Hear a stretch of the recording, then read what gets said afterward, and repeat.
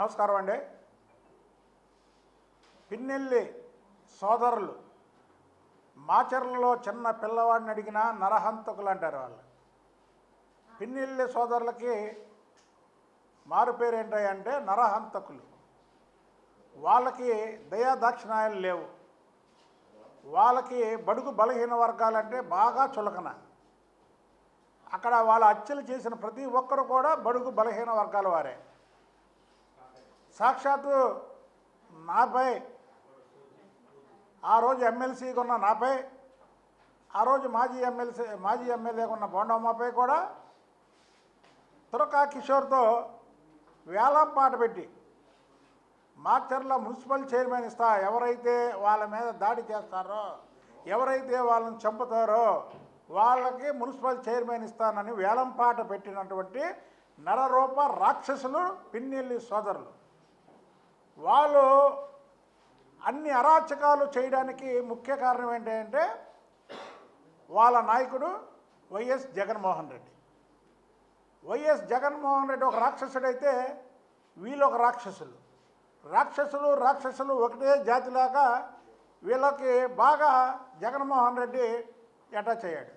ఈరోజు ఎందుకు చెప్తున్నామంటే ఈ విషయాలన్నీ సుప్రీంకోర్టు ఆదేశాల ప్రకారం ఏదైతే భారతదేశంలో అత్యున్నతమైనటువంటి న్యాయస్థానం సుప్రీంకోర్టు ఆదేశాల మేరకు పిన్నెల్లి సోదరుల్ని అరెస్ట్ చేస్తే దీని మీద ఈ రాక్షస సైకో జగన్మోహన్ రెడ్డి ఇది అన్యాయం అంటాడు, ఇది అక్రమం అంటాడు, ఇది ప్రభుత్వం కుట్ర అంటాడు. అంటే ఇద్దరు వ్యక్తుల్ని హత్య చేసి తప్పించుకుంటే సుప్రీంకోర్టు వీళ్ళని అరెస్ట్ చేయమంటే అది మా మీద ఇచ్చేస్తాడు. అంటే నువ్వు ఏం చేస్తున్నావు?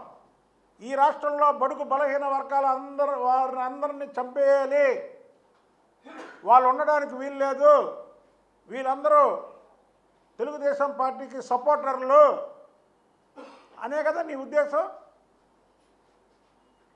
ఒక కులాన్ని నువ్వు ముఖ్యమంత్రి అయినప్పుడు టార్గెట్ చేశావు, వారంతా తెలుగుదేశం పార్టీకి చెందినవారని. ఇంకొక కులాన్ని టార్గెట్ చేసి పవన్ కళ్యాణ్ గారి మీద అనేక మాటలు మాట్లాడావు, అంటే వాళ్ళు కూడా మీకు ఏరని. అలాగే బడుగు బలహీన వర్గాలు కూడా వీళ్ళు తెలుగుదేశం పార్టీ వాళ్ళు వెనకాతలు ఉంటారు, వీళ్ళని చంపేయాలనే ఒక నిర్ణయంతో నువ్వు చేసావు. నువ్వు ఈరోజు వాళ్ళకి సపోర్ట్ చేస్తున్నావు. దీనికి సాక్ష్యాలు కూడా ఉన్నాయి. మా మీద దాడి చేసినప్పుడు వీడియోలు ఉన్నాయి, ప్రతి మీడియాలో అది ప్రచారం జరిగింది.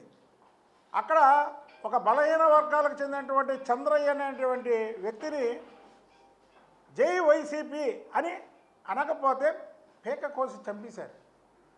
చనిపోవడానికన్నా సిద్ధపడ్డాడు, కానీ వైసీపీకి జై చెప్పలా ఆ చంద్రయ్య. అది బడుగు బలహీన వర్గాల వారి కమిట్మెంట్, అది బడుగు బలహీన వర్గాల వారికి ఉన్నటువంటి నీతి నిజాయితీ. ఇవాళ కొవ్వొత్తుల ప్రదర్శన అంట.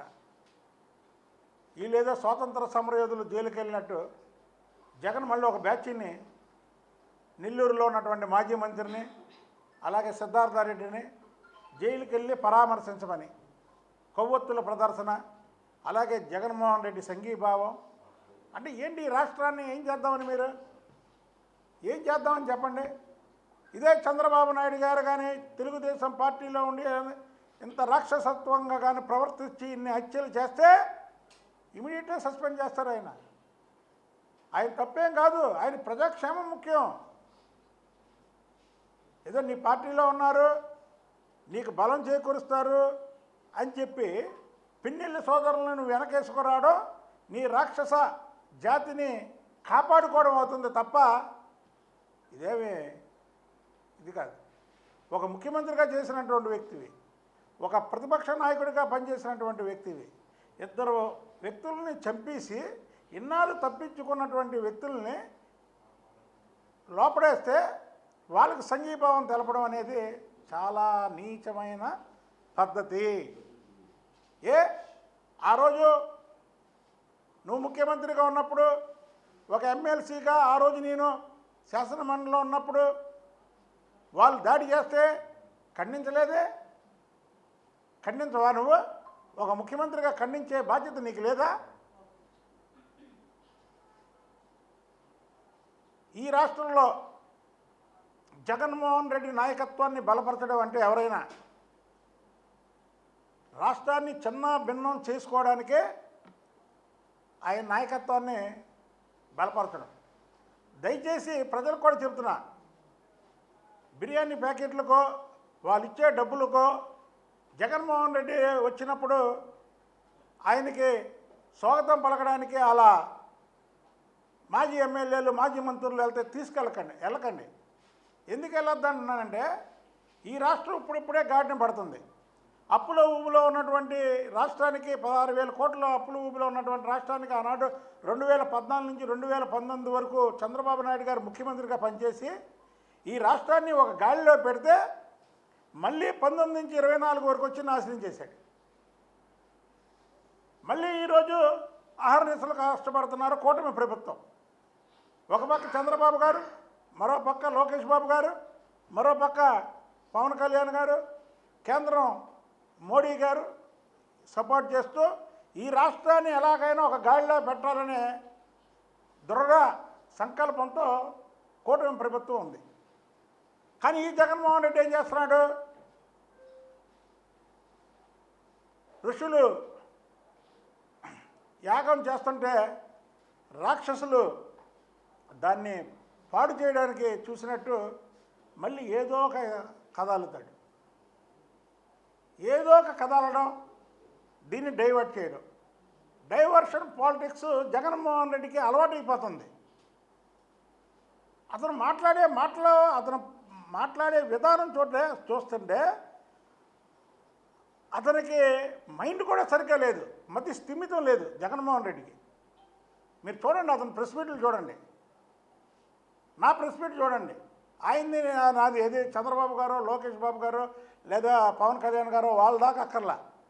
జగన్మోహన్ రెడ్డి ప్రెస్ మీట్లు చూడండి, నా ప్రెస్ మీట్ చూడండి.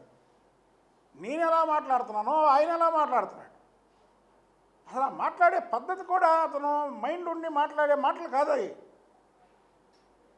నీ పార్టీకి చెందినటువంటి వ్యక్తులైతే మాత్రం నువ్వు అలా చెప్తావా? ఇవాళ మాచర్ల ప్రజలందరూ కూడా సంతోషాలతో దీపావళి చేసుకుంటున్నారు. దీపావళి అయిపోయి 2 నెలలు అయినా సరే మళ్ళీ ఈరోజు దీపావళి చేసుకుంటున్నారు అక్కడ. ఎందుకంటే మాచర్ల ఎవరైతే మాచర్లలో పిన్నిల్లి సోదరులు అక్కడ లేకపోతే వాళ్ళకి అక్కడ స్వాతంత్రం వచ్చినట్టు. భారతదేశానికి స్వాతంత్రం వచ్చింది, కానీ ఈ మాచర్లలో పిన్నిల్లి సోదరులు చేసే అఘాయిత్యాలు, దోపిడీలు, దొంగతనాలు, మానభంగాలు, అలాగే హత్యలు, అక్కడ ఎవరికి ప్రశాంతత లేదు. వాళ్ళకి నువ్వు సంఘీభావం తెలుపుతావా? నీలాంటి సైకోలు ప్రజలు తెలియక 151 ఇస్తే మధ్యలో 5 తీసి 11 ఇచ్చారు. ఈసారి మళ్ళీ 11లో 1 తీసి 1 ఇస్తారు. అయినా మీకు బుద్ధి రాకపోతే ఎలాగా?